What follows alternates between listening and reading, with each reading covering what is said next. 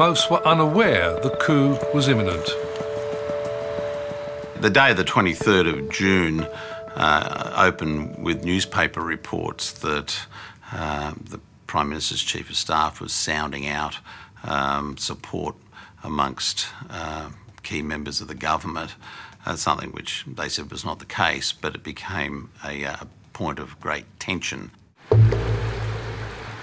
Later that morning, Rudd and Gillard met. Gillard was angry that the newspaper report suggested she'd not been loyal to Rudd. Hawker made one final attempt to arrange meetings with the right-wing factional leadership. I'd been privately counselling people earlier on in the afternoon to say, look, let's just have a conversation with the Prime Minister and not go public about all this. Make it clear that this is a huge issue, but don't go to the point of making it public, that there's going to be a change of leader. Once it's public, it's very hard for anything to change. You can't turn those things back. Once it's public, you can't turn things back. It's all over. They could have stopped short of a leadership challenge at about 4 or 5 o'clock in the afternoon, and I counselled people on the right to do that, to hold back. Who did you speak to? Oh, to a number of people inside the right. So who were they? Well, I spoke to Kalbatar about that and suggested that now was the time to back off, just go and have a conversation with the Prime Minister if they felt that strongly about things, but not to make it a public exercise. Those involved in the plot went for maximum damage. The story leaked out on the ABC 7 o'clock news. First to Canberra. In breaking news tonight, there are leadership rumblings within the Rudd government. The ABC has learnt that senior ministers and factional power brokers are in talks and counting numbers for a potential move against Kevin Rudd. Well, the news bulletin itself was just like electricity running through the Parliament.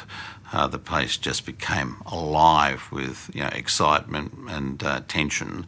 I'd just gone down to the staff cafeteria to get some noodles at about 10 to 7. I came back up about 10 past 7. I had 5 phone calls I'd missed on my phone, and I noticed there was a ticker tape going along on Sky News suggesting that there were some crisis meetings occurring in the Prime Minister's office.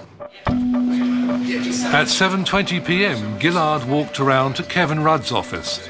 Accompanying her was Senator John Faulkner, Labor's widely respected elder statesman, who would act as an honest broker in discussions. Look, I can't say that there was a deal. All I can say on the basis of what I'm aware of is that the Prime Minister put a proposal to Julia Gillard that they hold off until October. She went out and had a conversation, I think, with Mark Abib about that. While the meeting was taking place, the plotters worked the phones, building the numbers against Rudd. ALP executive member Joe de Bruyn discovered he was out of step with his right-wing factional mates. I rang 6 people, and 5 of them told me in no uncertain terms that there was no way they were going to vote for Kevin Rudd. I was very surprised by that.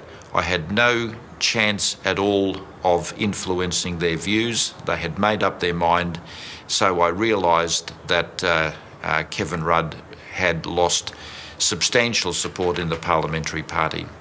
I must admit to making a number of phone calls, and during the course of those phone calls I received one from a very close personal friend of mine who's no longer in the Parliament, who called me and he said, Con, have you heard what's happened? You've got to help, you've got to help. I said, mate, I'm sorry, I said. I can't help you. I said, I'm on your other side. I'm on the other side. I said, I'm trying to make sure that they do knock him off tomorrow. Con Shacker, an influential former Labour minister from Queensland, points to how dirty the war against Rudd became as the plotters played the media game to unseat him. Yes, it is telling that nobody is talking. No one is out there defending Kevin Rudd publicly tonight.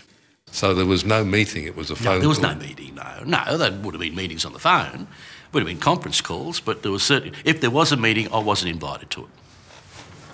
So what do you make of the crawl that went along the bottom of the sky? Well, they probably just simply spoke to a few people from Queensland and they said the Queenslanders aren't voting for Kevin Rudd. That'd be all Sky would need to put that underneath. And that would help tip the numbers in the rest of the country against Rudd? Probably, yeah. Yeah. So smart strategy? Well, it was smart the way it turned out. It sort of certainly blindsided him. When Julia Gillard walked back into the meeting after speaking with one of the plotters, she had bad news for Rudd about any understanding to hold off a challenge until October, when the polls might have improved. She came back into the room and said that as a result of that conversation she couldn't agree to the Prime Minister's request.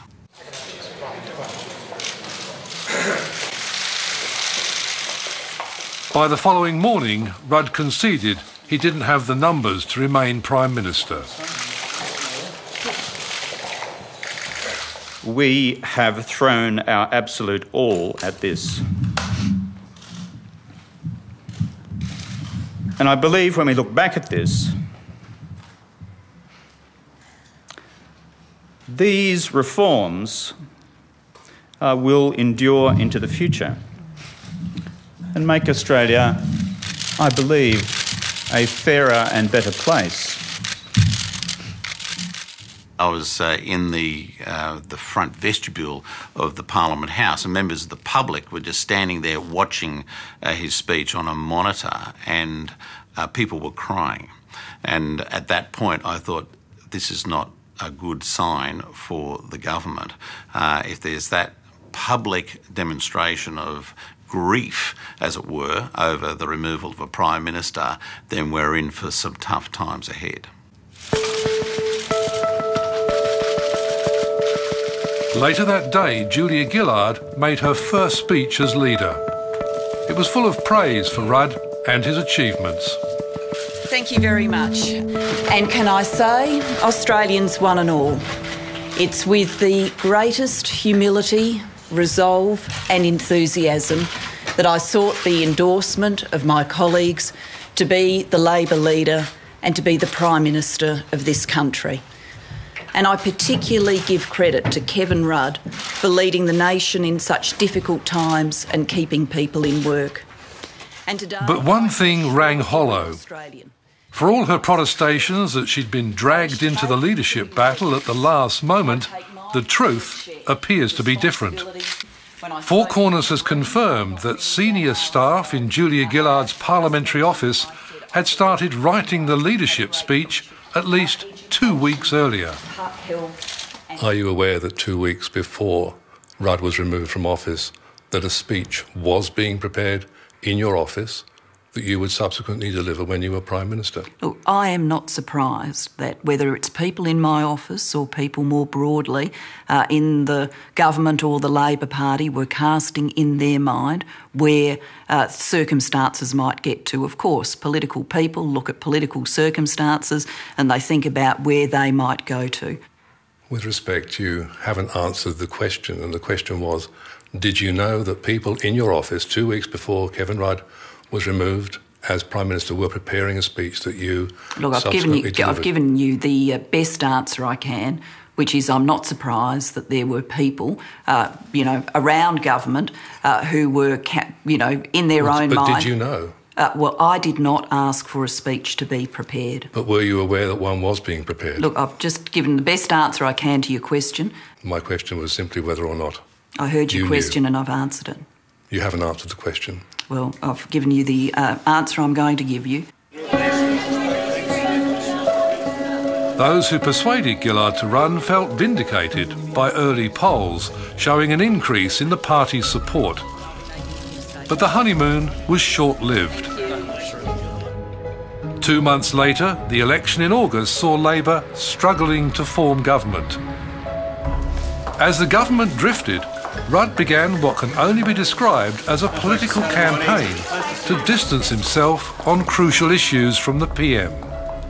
Taken separately, they might appear to be minor, but together they could be seen as part of a strategy to position himself in a run for his old job.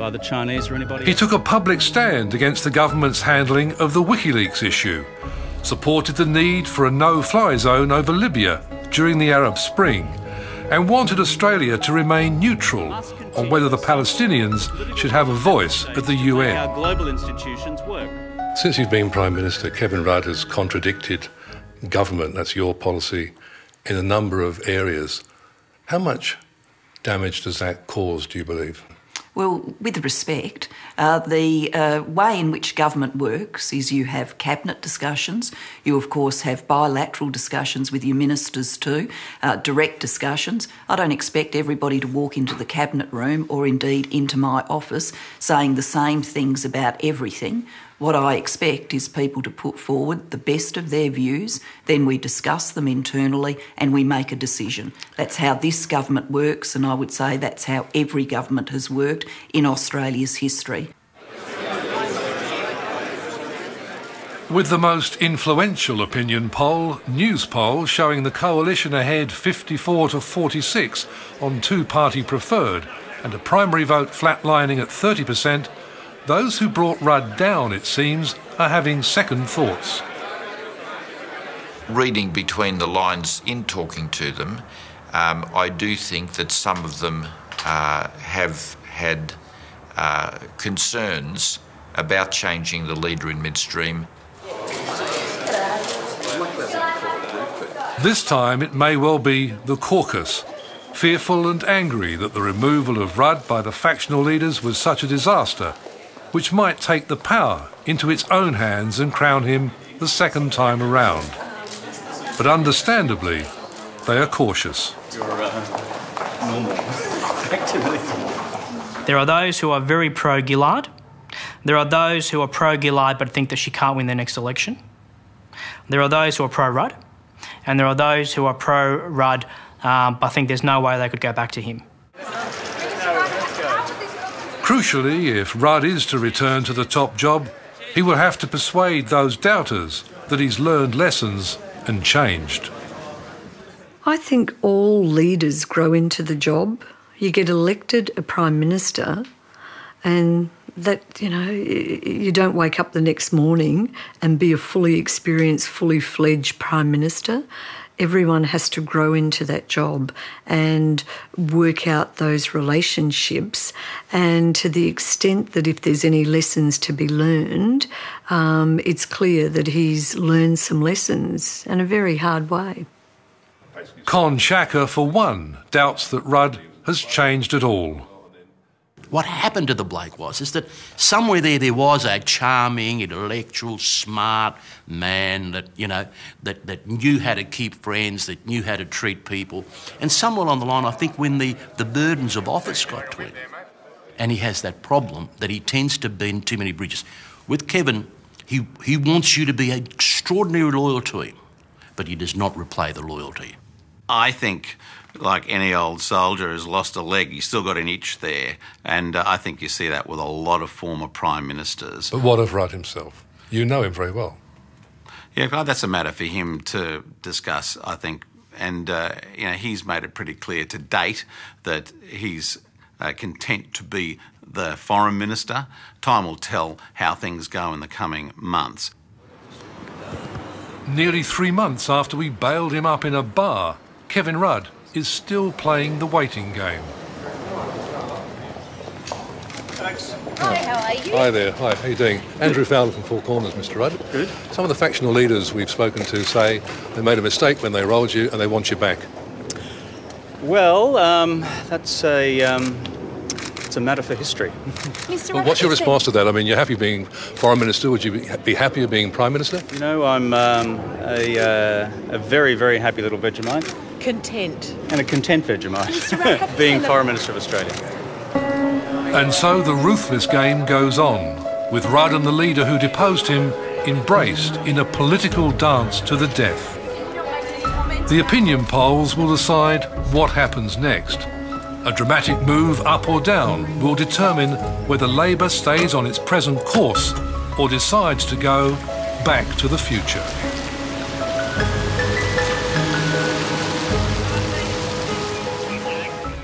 Labor's